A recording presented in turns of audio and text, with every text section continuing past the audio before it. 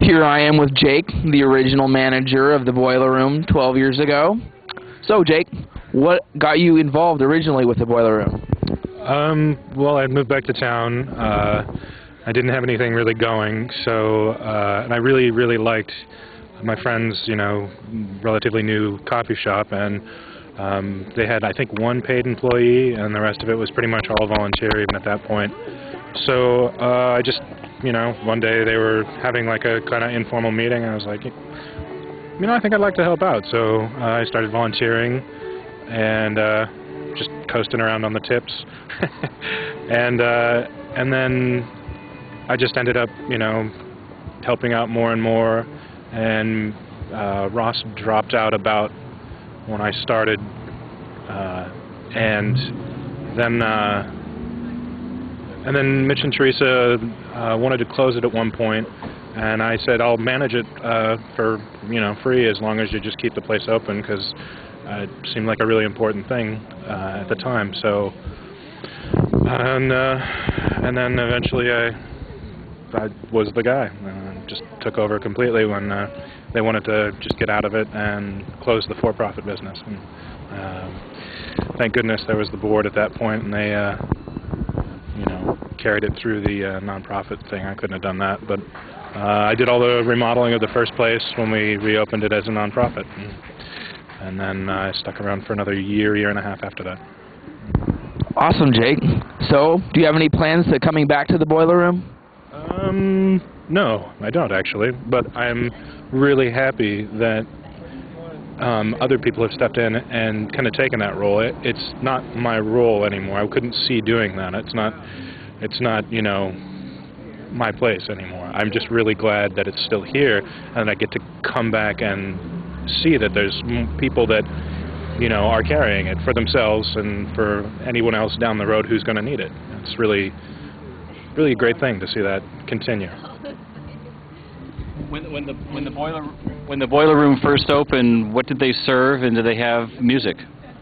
Yeah, we had I'm not sure when they first opened what they had, but we had some sodas, and I think at some point we had some pizza that was made by some local place. It was never very stable what we would serve. Sometimes there were sandwiches, mostly just coffee, the staple. And we did have a weekly group that would come in, what were they called? The Heating System. And they'd play jazz. They kind of practiced there and would play jazz every week. It's pretty fun. They were cool guys. Was it a teen center back then? Well, I always cringed at the name teen center. It seems almost derogatory. It's so much more than that. I mean, for me, I needed something so badly, like a place to belong, that I could help myself and those around me. And so, home, I think, would be a much closer word to what I would call, at least what it was to me, and what I hoped it was, to other people who needed that, Home is a very good word. Thank you, Jake. Why did you leave the Boiler Room?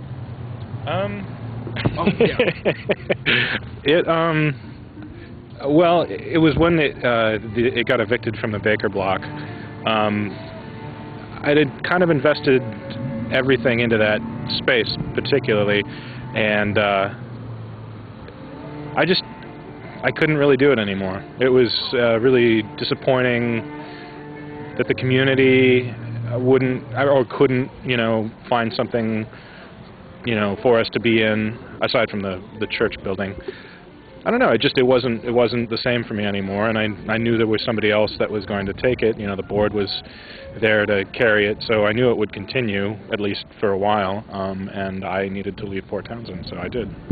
What do you think of the new space? It's wonderful. It's a really nice, cozy space. I can't wait to see it really get broken in and lived in. Even though you don't have any say-so anymore, or do you feel like there are any changes that should be made? I couldn't say. It seems like it's working for the people that need it, and that's that's perfect. That's exactly what it should be. That's exactly where it should be. So I couldn't say. Thank you, Jake.